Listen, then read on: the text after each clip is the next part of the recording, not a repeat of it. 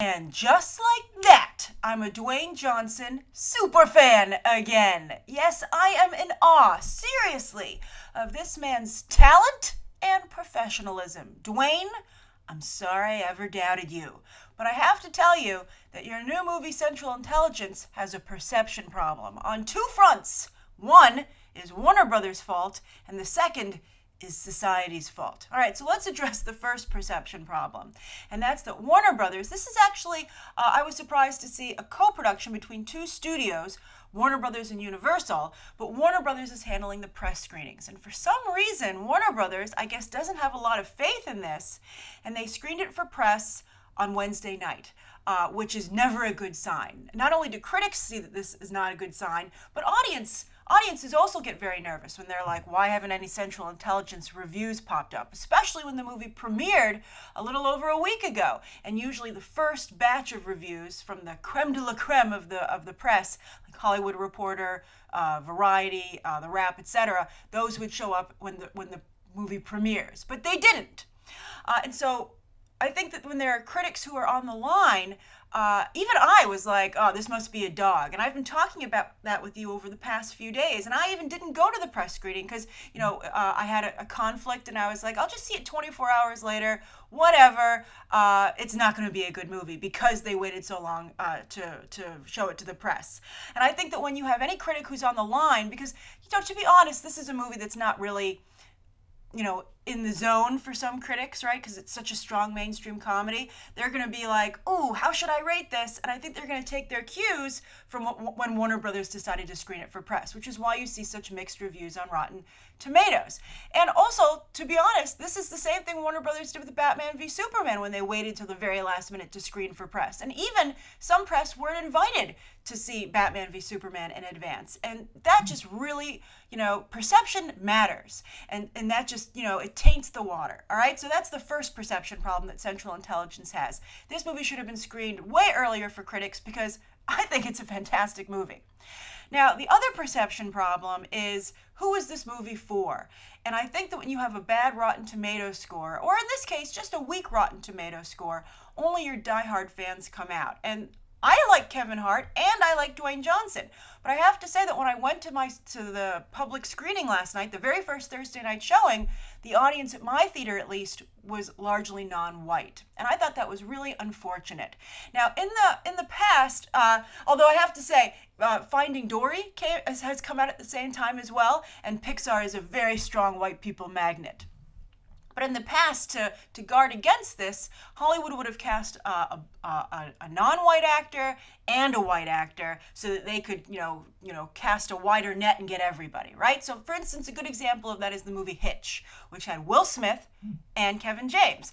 Although this movie had a funny, they took a shot at whether or not Will Smith is black or not. But this movie has some black jokes, but I think for the most part, it's a colorblind film that just happens to star Dwayne Johnson and Kevin Hart. And in their defense, in a pitch meeting, they've both had huge box office hits. So you would think, with strong, I think, white audience appeal. So you would think that they would be able to bring those people, that demographic in. But so far, it looks like maybe not, which is kind of not cool. And again, maybe the fault of that Rotten Tomatoes situation. So you have a perfect storm of bad perception, which I think is handicapping a really fabulous movie. And it has some really good white cameos is how I would say, I would call them, because white audiences would be like, I can't believe this person's in that movie. What a great surprise. And I was genuinely surprised 3 times. There are 3 fantastic cameos. It's so cool that these comedic actors came on board to support this movie. And I'm torn because I'm like, well, maybe if you gave those cameos away, you would be able to lure some other demographics in. But at the same time, I loved being surprised. So we'll see on Monday morning. We'll do some Monday morning quarterbacking as to how Central Intelligence should have run their ad campaign. But also, these cameos are very small, and if they'd given them away, they would have probably given away a lot of the humor and a lot of the bang for the buck that the cameos give, because again, the actors don't stay around for that long. But this movie shouldn't need to be sold on those cameos and those white actors, those white comedic actors, because Dwayne Johnson and Kevin Hart are just at the top of their game here, and both of their roles fit them like a glove. I was just so impressed.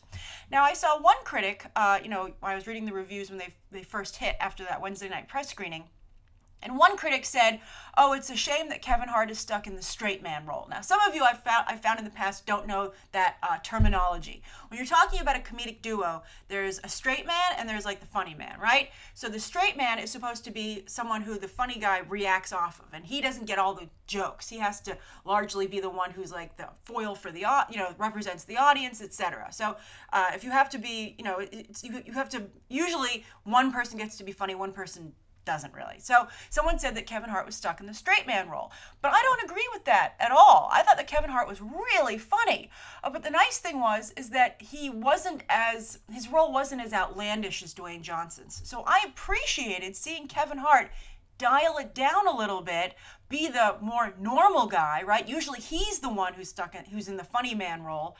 Like for instance, think about Ride Along, right? In that one, Ice Cube is the straight man and Kevin Hart is the funny man. So I liked seeing Kevin Hart take on the straight man role where he still got to be funny, but I got to see him actually do some acting, which was a nice change of pace, and I think he really did a nice job. And it was seeing Kevin Hart in a different light, which I really appreciated. But was still without losing any of his charm or why people like him. I would say the way I would describe him here is that if you were to make this movie like maybe a decade or so ago, I think maybe it would be 20 years ago, but if you were to cast, the white actors of the time then, I think that Kevin Hart has the Billy Crystal role, okay? As for Dwayne Johnson, he has the Arnold Schwarzenegger role, back when Arnold Schwarzenegger was making comedies.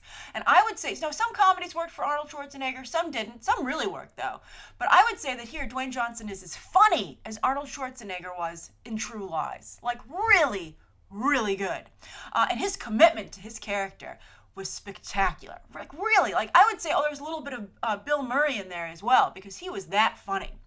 I also thought that Dwayne Johnson had some great acting moments as well. He had like a couple of dramatic scenes actually, and I really felt for his character. And I think that this movie's message about bullying and life after high school was really good. I think, it's something that I think a lot of people would relate to, has a lot of inner strength, and, it's PG-13, so I think that, kids for the most part could go too, and I think it's a good lesson for them as well. I just really, really liked this movie. And again, it's written for anyone, and it just happens to have been cast with Dwayne Johnson and Kevin Hart, and it's lucky that it was because they do such a fantastic job with the material.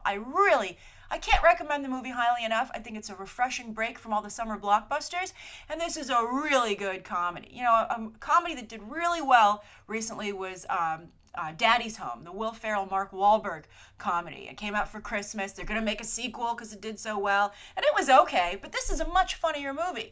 But I hope that Daddy's Home, because it happened to star two white comedic actors, I hope that doesn't do better than this movie, because this is a far better movie in my opinion. And I hope that Warner Brothers press release strategy and some unfortunate decisions by some white audience members doesn't handicap a film that deserves to do really well. All right, because I think if it was a Billy Crystal, Arnold Schwarzenegger film, or a Mark Wahlberg, Will Ferrell film, perhaps more people would be going. But we have to change that. So go, and then if you see it, like it, and spread the word. So that's my review of Central Intelligence. Be sure to write your own thoughts about the movie down below, and you can check out some more episodes right now.